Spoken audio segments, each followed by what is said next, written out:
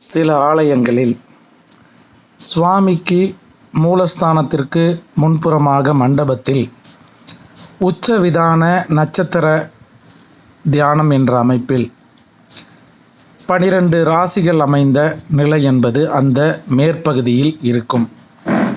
அவ்வாறு இருக்கக்கூடிய ஆலயங்களுக்கு சென்று அந்த ராசி மண்டலத்தின் கீழே நின்று தங்களுடைய கைகளை உயரே தூக்கி நமஸ்கார பாவத்துடன்